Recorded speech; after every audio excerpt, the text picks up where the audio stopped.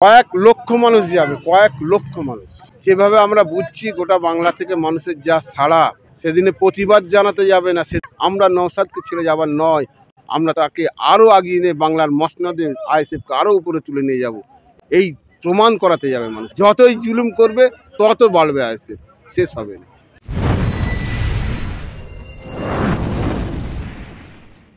মানুষ স্বেচ্ছায় যেভাবে মানুষের সাড়া, লক্ষাধিকের উপরে মানুষ স্বেচ্ছায় যাবে, এর জন্য কোনো বিরিয়ানির প্যাকেট টাকা দিতে হবে না।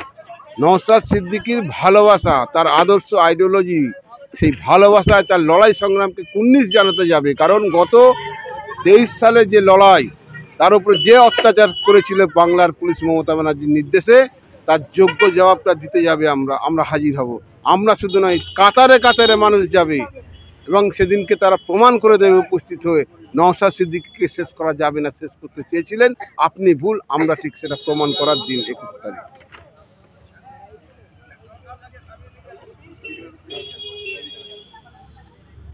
আনুমানিক কিরকম লোক হবে বলে মনে হচ্ছে?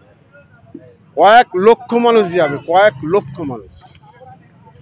যেভাবে আমরা বুঝছি গোটা বাংলা থেকে মানুষের যা সাড়া, সেদিনে প্রতিবাদ জানাতে যাবে না, সেদিনে শোক জানাতে যাবে। মমতা ব্যানার্জি, তোমার এই পঞ্চায়েত নির্বাচন অবাধ করলে না কেন? কেন এত প্রাণ গেল? কত মায়ের কোল খালি হলো, সে যে রাজনৈতিক দলের হোক। আর নওশাদ সিদ্দিকীকে তুমি ভুল করেছিলে। আমরা নওশাদকে ছেড়ে যাবার নয়, আমরা তাকে আরও আগিয়ে নিয়ে বাংলার মসনদে আইএসএফকে আরও উপরে তুলে নিয়ে যাব। এই প্রমাণ করাতে যাবে মানুষ। যতই জুলুম করবে তত বাড়বে আইএসএফ, শেষ হবে না। ডায়মন্ড হারবারে নওশাদ সিদ্দিকী দাঁড়াবে, আপনারা কতটা প্রস্তুতি নিয়েছেন? ওখানে কি জেতা, কি আপনার নওশাদ জেতার কি সম্ভাবনা আছে? আপনারা মিডিয়ার মানুষ, খবর রাখেন। মানুষ অপেক্ষা করে আছে।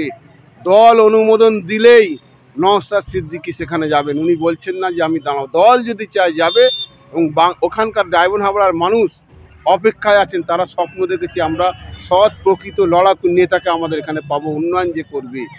গোটা বাংলায় যে ঘুরে বেড়াচ্ছে গরিব মানুষের হয়ে, সেই মানুষটাকে পেলে তারা গর্ব বোধ করবে। তাই তারা অপেক্ষায় আছে।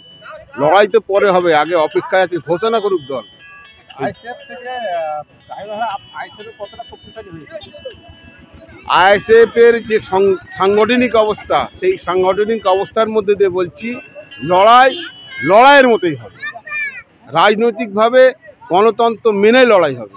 আমাদের ছেলেরা তৈরি আছে।